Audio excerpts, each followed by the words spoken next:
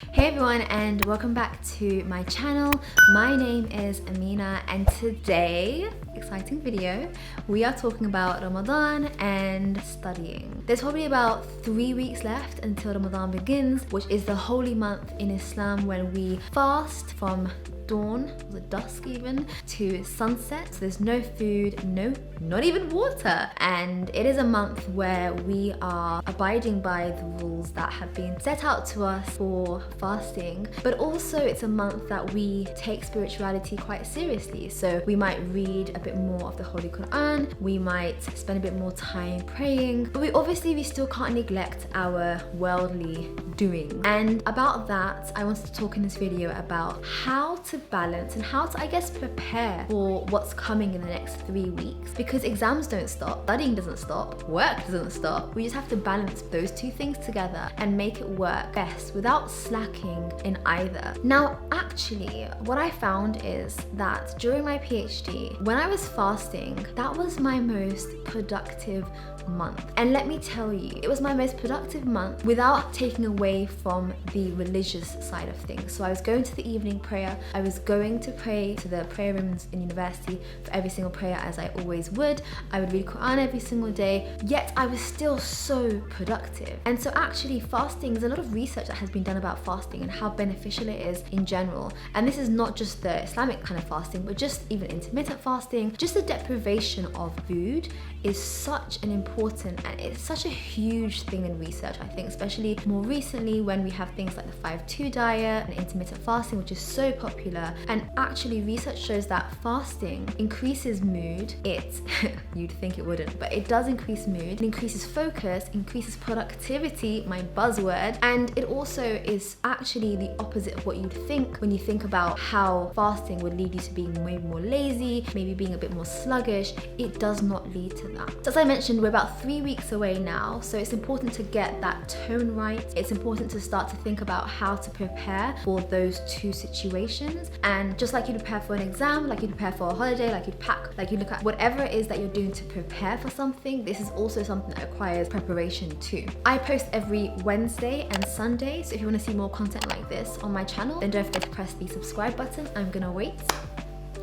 And in today's video, I'm going to give you some tips on what I did during my PhD, during my undergrad, and now that I'm out in the world working, how I succeed in balancing both work, both study, and also making sure that I'm doing my duties and I'm fasting and I'm getting the most out of the holy month. So the first thing that I would do is I'd always adjust my schedule. Now, fasting requires it's chaotic for your schedule.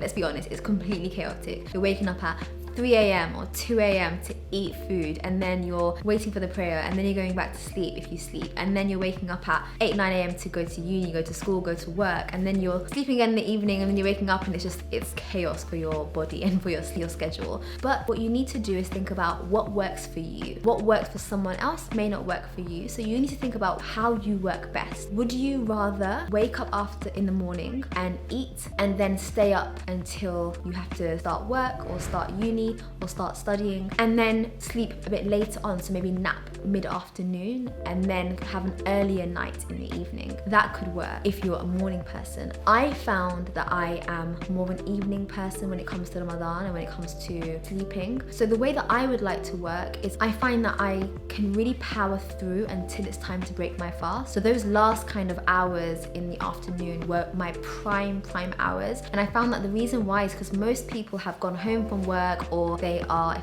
in my house, they're just like, kind of lazing around because they're tired, waiting to eat. So those are like prime hours that I found that I was quite isolated and that I could get some stuff done. So what I would do is, if we start from the beginning of the day, I'd wake up to eat in the middle of the night, I'd eat, I'll then pray Fajr, go to sleep, and then I'll sleep and I'll have a bit of a later morning. So normally I'm a morning person, I like to wake up early in the morning, but this time I'd wake up maybe around 10. So I've had like a good, decent night's sleep, which means that I can power throughout the day. Then I'll start work later. So basically I'm shifting my day later. So rather than doing like a 9 to 5, I do an 11 to 7 or like a 12 to 8, that kind of thing, which just shifts my day a little bit because it just means that I get the most out of the daylight hours when it comes to studying and work. Then I would break my fast at the end of the day, and then I'd kind of do maybe a little bit of work, not too much, just a tiny little bit, and then I'll get an earlier night's sleep. So I would be asleep maybe 10, 11, 12. Then I'll again sleep a couple of hours, wake up to eat, pray, and then go back to sleep. So in total, I'm getting my 7 hours, and the work is fitting in throughout the day. And for me, I find that works a lot better in terms of balancing studying and also the other things that I want to do in the middle of the night or in the morning. This is mostly for the weekdays. In the weekend, I would just kind of go with the flow. But on the weekdays, I would definitely try to shift my day so I'm starting a bit later and I'm finishing later as well. The second thing that I would do is set myself very defined and clear goals for the day to not overwhelm myself. Now, it's important that, I guess, manage your expectations. If you're fasting, obviously your focus, and like I said earlier, focus and productivity should be higher, but you might in the beginning be a bit more tired, a bit more sluggish, thirsty, a bit more slow, and so it's important to manage your expectations in terms of what you can and can't do. So one thing that I would do is I'll set myself very clear to-do list. This is what I'm going to do today, and so I'm not really expending much energy and thought into what am I going to do today, what can I do today, when I first wake up, when I'm probably a little bit hungry and I'm not really in the mood to think about that. So give yourself set goals and make them achievable so you're able to feel like you've succeeded in something and you're able to keep on going and keep on achieving throughout the day and throughout the week. The third thing I would do is to make sure that I stay hydrated as much as I can during the drinking and eating hours. Now, this really depends, like I said, on whether you're staying awake all night or you're staying awake during the day. Unfortunately for me, I chose the staying awake during the day option, so I didn't have as many hours to stay hydrated, but I would still try to get as many cups of water in as much as I could during the time that I was awake. So as soon as I could eat, I would drink water. I wouldn't drink juice, I wouldn't drink Coke or anything like that. I would just drink as much water as possible, have as many fruits as possible to increase my water content. You can have a watermelon, for example, as well. That works really well for increasing your water content. Staying hydrated is so important for focus. You might feel like, oh, I'm not focusing, but you said that this is a month where I'm supposed to be even more focused. But if you're not drinking and you're not eating right, then your brain is going to suffer, your body is going to suffer. So you have to be even more hyper aware as to what you're putting into your body, and even overeating. Don't overeat. You'll feel sluggish. Your digestive system is going to slow down. So eat moderately. Eat foods that are not going to be difficult on your body to digest. Avoid the fried food. I know it's hard, but avoid it. Don't forget that we are now in different circumstances than we were before. We are in a lockdown. We're not walking around. We're not commuting. We're not going to work. We're just sitting around all day. So it's even more important to stay hydrated. Otherwise, you will just feel a bit bleh all day. The next thing is to cut out the caffeine from now. If you're watching this and you are a heavy coffee drinker or a heavy tea drinker, cut it out. You will thank yourself later. I just don't understand the addiction. I'm sorry, I don't understand the hype. I've never wanted to drink coffee in my life. I just don't understand why you'd want to be addicted to something, but that's not for me to talk about right now. If you are someone who feels like they have to have a cup of coffee in the morning to function, then that's going to be a problem. So you need to stop, wean yourself off of it from now. Start to slowly give yourself less cups of coffee, and then by the time you start fasting, you won't spend the first week adjusting and getting headaches and all other issues. But just as a, I guess, general tip, coffee isn't great for you. Maybe I'll do a video on research on coffee and caffeine. It's really not good for you in general, so it might be an idea to just stop even after Ramadan. But yeah, maybe I'll do a video on that. The fifth one is to take breaks and to take them regularly. Now, again, these tips that I'm giving you today are tips that I thought about, I think more in particular thinking about the current situation that we're in. If you don't take a break, you won't have to take a break. You can just sit at your desk all day without standing up and you won't even feel it. Whereas normally if you're going to uni, you'd be walking around, going from lecture to this, lecture to that. Because we're not doing that, we're now sedentary, and that's a problem. It's not good for your health, it's not good for your mind, it's not good for focus and productivity. So make sure that when you're thinking about your schedule, you're thinking about your timetable, you're scheduling in breaks. This could be a short 5-minute break where you just stand up and walk around the house. This could be maybe going for a walk. This could be maybe speaking to a friend. It could be maybe going downstairs, speak to your parents. Something that means that you have stepped away from your environment, which is at the desk, doing the work that you're doing. Just try to step away from it all and give yourself that distance for just a little bit of time. Number 6 is to set your intentions. Now, this is a tough one, and I mentioned this 2 years ago. I did a video about Ramadan and exams, and I said that actually, if you set your intentions right, studying, working, something, what doesn't look like Islamic, spirituality or faith, it can be rewarding. Now, let's say you are studying because you want to financially support your family in the future, or you want to be a good citizen for the country, or you want to learn and expand your knowledge, which is what we've been told to do. Those are all things that are rewarding in general. You know, supporting your family, being financial help, being a good daughter, being a good person, being a good person in society, being a good neighbor, being a good whatever it is, teacher. You going for those dreams, you pushing towards that through studying is actually part of faith. And so by setting your intention right and saying, well, actually, I'm studying not to get that A in my exam, but I'm studying so I can pass this exam, then I can be a doctor, for example,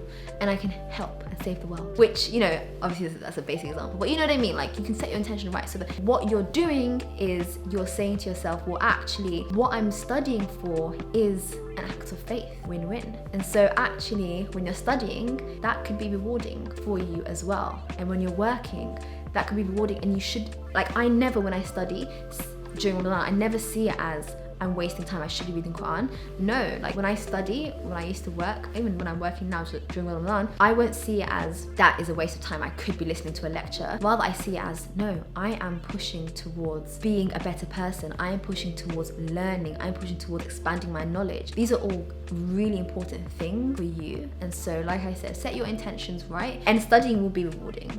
The next thing that I would do is to opt for active recall tasks as opposed to sort of passive revision tasks. Now, generally, you should be doing active recall anyway. So this is when you are actively engaging with your information. And so like, instead of doing textbook questions or reading sheets of paper, you're actively pulling out information, you're actively using your knowledge, you're actively doing multiple choice questions, quizzes, things like that. Like, you're actively testing your knowledge. And the reason why you want to choose those kind of tasks is because they're stimulating and they're not dry. And during Ramadan, when you are fasting, you're more likely to be a little bit less sort of forgiving and a little bit less patient towards dry tasks. And so if you're able to give yourself a task and that's a bit more exciting, that's a little bit more engaging and active, then maybe you're more likely to push through and complete it. So look for questions or look for situations where you can do things that are a little bit more sort of engaging. So look for a quiz, look for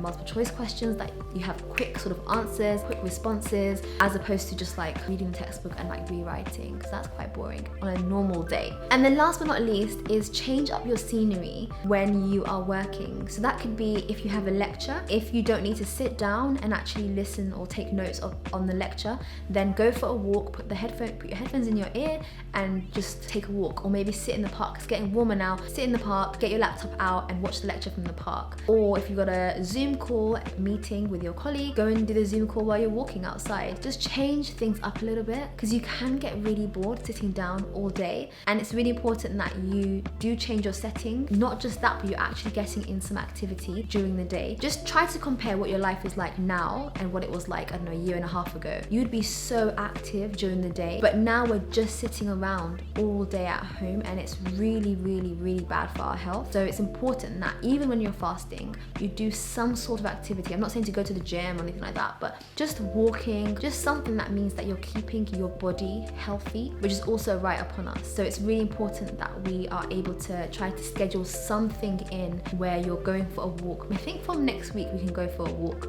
So find someone to go for a walk with and maybe do that social distancing thing in the park, and just change up your scenery and have a little chat and a little giggle and a little laugh, and then you're able to go back to work and you feel a little bit more refreshed and a little bit like reset. I hope this video was helpful for you and maybe made you think a little bit about how you want to prepare for Ramadan and how you want to start to think about the kind of, I guess, your routine and your actions that you want to start to change, start to plan out from now. Things don't happen overnight, and we all know that New Year's comes and goes and people don't get past day 2 with their New Year resolution. It's really important that you set up that scene so that you set it up so you can succeed. And there's about 3 weeks left now, so let's start to set up our habits and set up our routines so we know that we are able to achieve success and we can get the most of every minute of the month once it actually arrives, inshallah. Let me know what your thoughts are and like what works for you. We'd love to hear